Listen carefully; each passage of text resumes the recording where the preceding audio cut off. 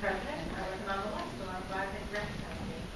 I want to thank my colleagues today for making such awesome comments and for going to the facts of the matter on prison privatization. I was so impressed by Senator Diaz-Portilla, who reiterated a lot of what I was trying to say to my questions yesterday about where are the savings. The facts don't bear out that there are actual savings.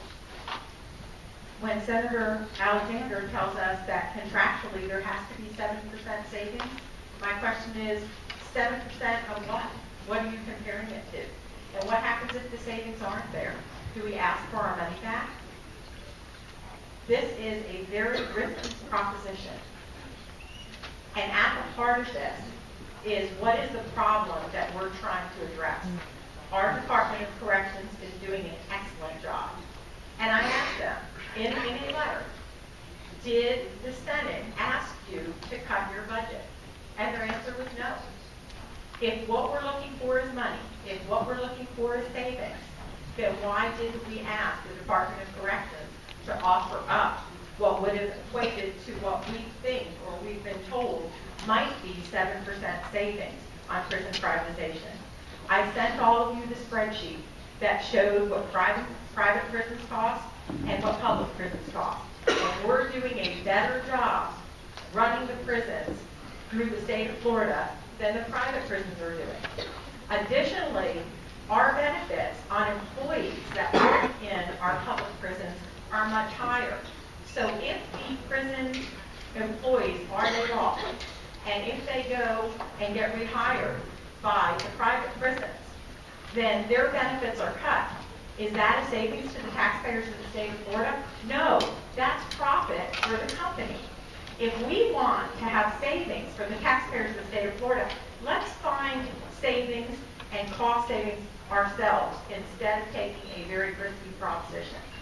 For 3 years, I've had the pleasure of chairing the Criminal Justice Committee in the Florida Senate. And during that time, I visited a lot of prisons.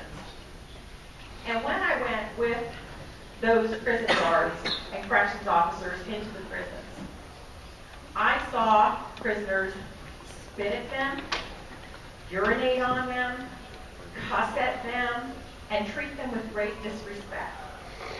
Those are the working conditions of our corrections officers who have been with the state, some for 5, 10, 15 years. And some of them, after 15 years of service and those type of conditions in their job, are making in the high 30,000s. And we haven't given them a raise, and now we say what you've done isn't good enough. We're going to let a private prison take over, and the only savings, they show no cost efficiencies. The only savings are cuts in your benefits. So not only won't you get the benefit of your pension fund continuing to build, not only won't you get your benefits package, but now you have to hope that that private prison hires you back after your dedicated service to the people of the state of Florida. We have 102,000 adults in our prison system, and we have corrections officers who will take a job that I can guarantee no one in this room would want. And this is the way we're going to treat them. For proposed savings, the only way we can tell whether those savings will materialize is by our past experience. And our past experience shows us that those savings didn't materialize. So now we want to privatize more prisons when we have absolutely no proof of any savings, when we have no problem with our prison system that we're trying to address. Members, the fact that this bill is even before us is troubling to me. Every time a bill comes before me in committee, the first thing I ask is, what is the problem we're trying to address? And this one is a solution in search of a problem.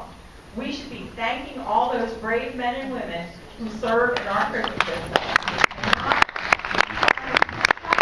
You all on a private corporation who may or may not hire you back. So on behalf of the state of Florida, thank you for your wonderful service. And I certainly hope that we do the right thing today by voting down this bill.